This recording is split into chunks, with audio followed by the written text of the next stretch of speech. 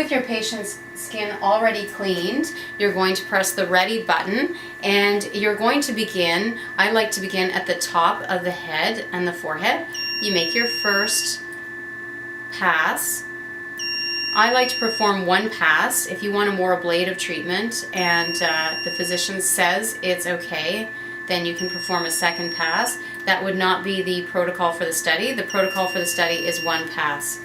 You'll notice as I'm performing the treatment, I am going one space at a time and I'm going right adjacent to it, not leaving any space available in between. I'm not overlapping, but I am going edge to edge on the treatment area. I like to keep a consistent pattern, but you will be able to see a small pinprint pattern on the surface of the skin. What you want to avoid is you want to avoid any hair areas, so you will not be treating over anything like eyebrows. If there's tattoos in the area, like permanent makeup, you do want to avoid that area as well because you could damage the ink in the area. It doesn't matter which hand you hold the device with, as long as you have full control over the handpiece. If there's an area of bony prominence like I just had here, you'll notice I shook the handpiece just to make sure that it's in full contact, and I'm ready to go. You want to apply medium pressure to the area, not hard, but not too soft. You want to make sure that you're in full contact with the area. As I'm coming along, I'm making sure to avoid any hair in the areas. If the patient has fine fluous hair on the face, that's fine. It actually could cause a little bit of hair loss, which is nice for those patients who don't like that. If you have any moles, you want to avoid the moles as well. Now for coming along on the orbital rim, people always ask me how high can I go on the eye area. I am going to go right up to the orbital rim, but I'm not stretching down on the eye. And the one thing I'm not doing is going into any of the soft tissue. I'm just making sure that I'm butting all of my passes with my handpiece up against the last one in that area, not overlapping.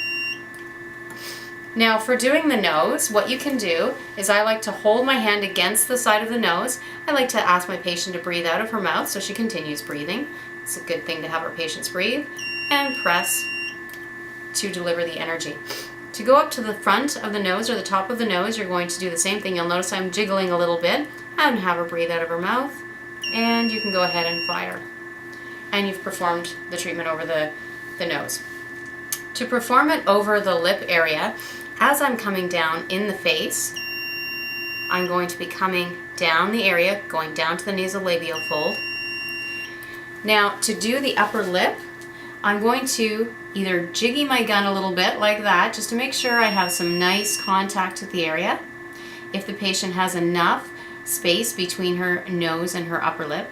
If not, I can either stretch it down with my finger, like this, and then press in the area, because you don't want to be treating on the vermilion border itself.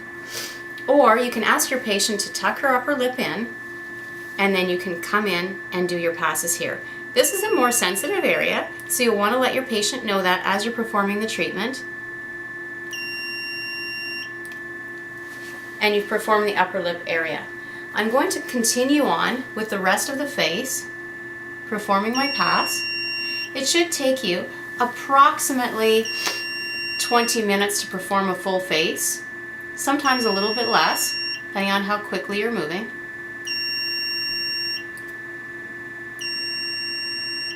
And I like to go right down to the jawline.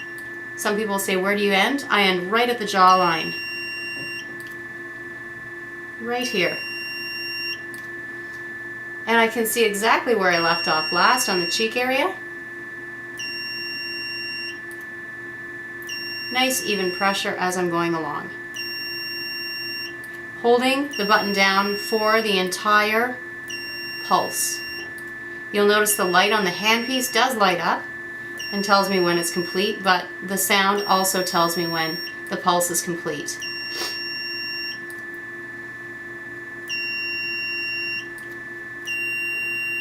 By following a particular pattern, you will find that you will have more consistent treatment results than if you're randomly treating in the area.